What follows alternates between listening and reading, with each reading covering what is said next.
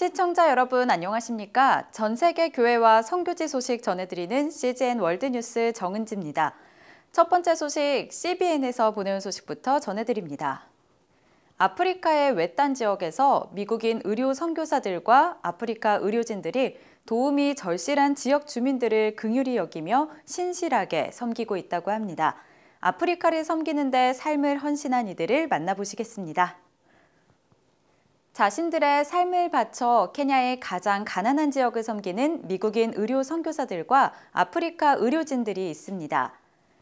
Sitting on the mountain of Mount Sinai, he's gone back to where it all began. 이들이 이토록 헌신하는 이유는 금방 알아챌 수 있습니다. Everything you do it as unto the Lord, for God's glory. 여기에 그리스도의 구원과 치유를 보여주고자 하는 열망이 더해졌습니다. We feel very, very fortunate to be able to do what we do. There's nothing else that we would rather do. 빌 로드 선교사 가족은 캡소와 미션병원에서 일하기 위해 케냐로 이주했습니다. 우간다 국경 근처에 있는 140개 병상 규모의 캡소와 선교병원은 1963년에 문을 열었습니다. 로드 선교사 가족이 이곳으로 이주하는 건 쉬운 일이 아니었습니다. 도로가 없어서 가는 길 자체부터 험난합니다. It was not like it is now. It was so much more rustic and rural and isolated and difficult to reach. 로드 선교사가 의료 사역을 결심했을 때 의학과는 전혀 관련이 없었습니다. 당시 그는 예루살렘에서 성경 히브리어 전공으로 석사 과정을 밟고 있었습니다. 그런데 히치하이킹으로 예루살렘을 지나가는 크리스천 의대생 2명을 차에 태우면서 그의 인생은 달라졌습니다. Bill said, so why as believers do you want to practice medicine? And the answer of one of those young medical students, whom we've never seen since, never even knew his name, changed the trajectory of our lives. He said, I would just like to see if I couldn't alleviate a little bit of suffering in some small corner of the world someday in the name of Jesus. 그 말에 로드 선교사의 아프리카 대륙의 생명들을 향한 16년간의 여정이 시작됐습니다. 의대 입학에 3번이나 실패하는 등 수차례 좌절을 겪었지만 그는 흔들리지 않고 외과의로서 경력을 쌓았습니다. Just because you decide to do something that you think will honor God or be pleasing to God or be helpful in moving the kingdom of God forward doesn't mean that you have a guaranteed easy path to get there. In fact, you should probably buckle up tight because it's probably going to be challenging. 23년 전인 1999년 1월에 빌과 로라 선교사가 케냐로 갔을 때 인생을 건 헌신이 될 것이라는데 의심의 여지가 없었습니다. 그리고 지금까지 로드 선교사와 그의 아내 로라, 자녀들까지 캡소아를 위해 헌신하고 있습니다. When we see the staggering disparity in this world of the people who have and those on the other end who have not, the disparity is only growing wider. And for all of our days, however many we have, we want to try and bring healing and wholeness. 캡소아를 의술로 섬기겠다는 로드 선교사의 비전은 캡소아 주변 지역뿐만 아니라 다른 나라까지 확장됐습니다. 로드 선교사 부부와 캡소아 병원팀은 진료를 위해 라이베리아, 차드, 남수단까지 다닙니다. 토마스 킵투 마취과 의사는 극빈 가정에서 자랐습니다. 멘토 역할을 했던 의료 선교사가 그에게 의학을 강력히 추천했고 지금은 캡소아 병원의 마취과를 이끌고 있습니다. I couldn't imagine that I could come all the way to this position at the moment. Looking back, I never had a future. But since I believed in God and I'm a product of a missionary, this is why I have become what I am. 로드 선교사는 차세대 아프리카 의료 전문가 양성에 열정을 쏟고 있습니다. 패트리샤 치상은 지난 3년간 로드 선교사와 긴밀하게 일해왔습니다. He's going to leave a wonderful legacy. He's left his family all the comfort that he could afford, but he's given of his life, of himself, to come and serve here. So for me, it's really humbling. 로드 선교사는 탁월하게 의료 선교 활동을 펼친 공로로 AMH의 거슬 라아 임상을 수상하고 50만 달러의 상금을 받았습니다. 상금은 캡소아 병원과 의료 전문가 양성에 사용될 예정입니다.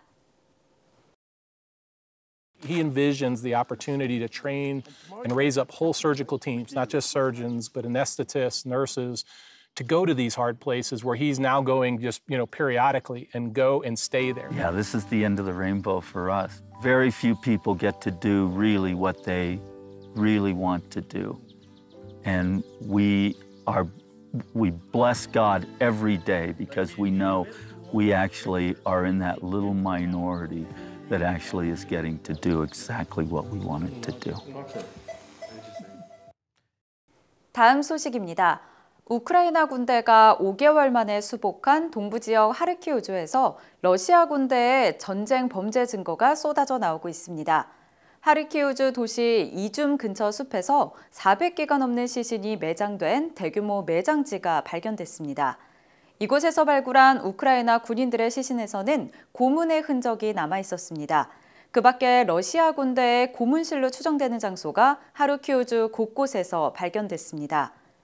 구소련 지역에서 다음 세대 크리스천 리더들이 양성하는 선교단체 미션 유라시아의 세르게이 라쿠바 회장이 자세한 소식 전해드립니다.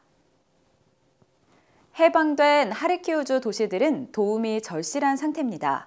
I'm on my way to Izum. I'm still in the outskirts, but my teams that deliver so much needed help to people that were just a couple of days ago liberated and need so much help. They are stretching their hands toward those who bring them help in the name of Jesus with their tears on their faces. They're thanking people for their help. 러시아 군대는 민간인을 가리지 않고 잔혹행위를 일삼았고 그 수위는 점점 높아지고 있습니다. They go to an outskirts of any village and they see fresh graves where unknown people been buried. So they already see that Ukrainian authorities are working on exhuming them and trying to identify. People are sharing horrible stories on being raped, and that's what we hear story after story, day after day. People are hoping for a larger victory, but people are grateful to everyone who prayed, but who practically helped them, providing food and helping them with their shelter. Yeah. So I want to thank CBN viewers. I want to thank all your followers to continue praying for Ukrainian people, not just for their bodies of these needy people, but help for their soul, comfort for their hearts. 이에 미션 유라시아는 우크라이나인들이 몸과 마음에 입은 전쟁의 상흔을 치유하기 위해 다방면으로 사역하고 있습니다. The most immediate need, of course, this is food. People are hungry. People need help. The second most important, that's spiritual and emotional counseling, George. And that's what Mission Eurasia is doing. We mobilize volunteer counselors that go into the area and work with people, work especially with children, provide spiritual and emotional counseling, helping them to cope or to recover from their traumas. Yeah. People need prayer, people leaning onto God. Yeah, and those boxes, as you see behind me, you see there are some team of volunteers. They continue packing. What contains in the box, there is enough food for at least 1 week for a family of 4 or 5 people. We also include a copy of scripture that, so that food to feed their bodies, copy of scripture to point them so that there is hope for their souls. Yeah. So each of those eye care boxes includes enough food for a family of 4 or 5 for at least 1 week, and there is a copy of scripture. 다음 소식입니다. LGBT 라이프 스타일이 정치, 교육, 그리고 엔터테인먼트에서 점점 더 많이 등장하고 있습니다. 미국에서는 LGBT 성 정체성을 지향하는 아이들 또한 늘어나고 있다고 하는데요.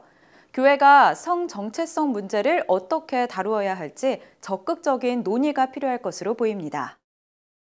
LGBT를 지지하는 월트 디즈니의 행보가 계속되고 있습니다. 최근작 토르 러브 앤 썬더에서는 LGBT 캐릭터가 등장해 기독교 단체들이 보이콧을 선언하기도 했습니다. 이 같은 현상들은 교회가 사랑과 소망, 치유를 전하는 가운데 이 문제를 어떻게 다루어야 하는지에 대한 질문으로 이어집니다. I mean, I was a believer. I knew Jesus and I knew what Scripture said, but here I was in these relationships. 제프 존스턴은 동성애자였습니다. 그가 크리스천 부모님에게 자신이 동성애자라는 사실을 밝혔던 당시를 회상합니다. They were both sad and upset that I had been struggling with this all these years, but they loved me. They told me they loved me, and they said, you know, if there's anything we can do to help you in this struggle, let us know what it is.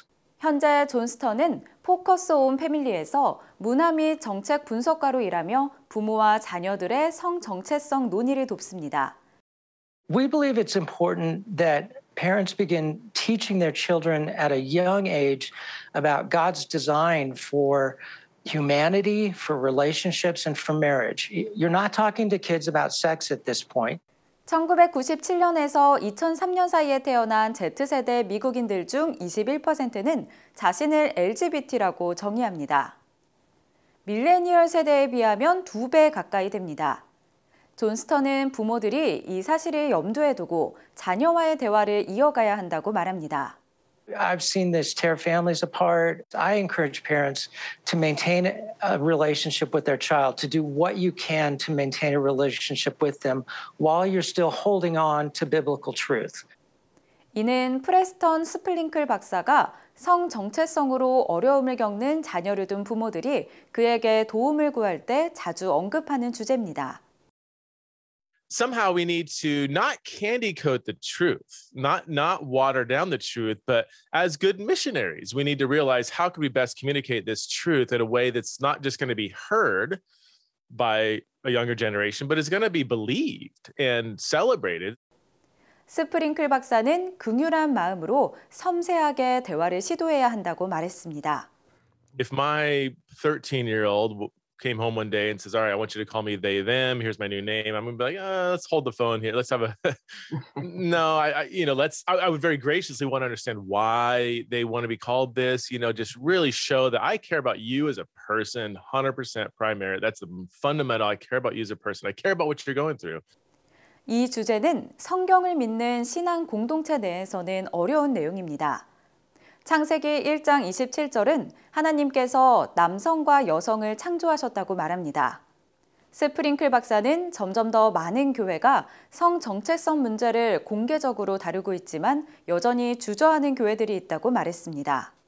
I think we would be pastorally irresponsible if we said, I will not disciple the people God's entrusted me in some of the most pressing ethical questions facing the church today. There are some more nuanced ways in which we can embody both grace and truth in a way that I think churches would probably grow if people realize, hey, this church is really engaged in this conversation in a real thoughtful, humanizing way. I think your church would probably gain more. You might lose some people, but I think there's going to be more people who are like, oh my gosh, finally a church is willing to talk about this. So yeah, silence isn't an option in 2020. It wasn't an option in 2010, but we got away with it. 2022, it's not an option.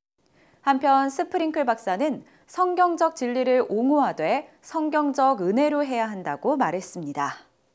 When you start talking to actual people, it does sometimes interrupt your presupposition. Hear stories, talk to people, ask questions. I mean, it doesn't mean you agree with everything they say, but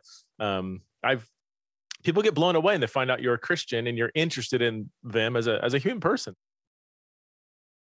CGN 월드뉴스는 새로운 시대에 변치 않는 복음을 전하며 세상에 바로 서고자 하는 그리스도인들의 눈이 되겠습니다. 시청해 주셔서 감사드립니다.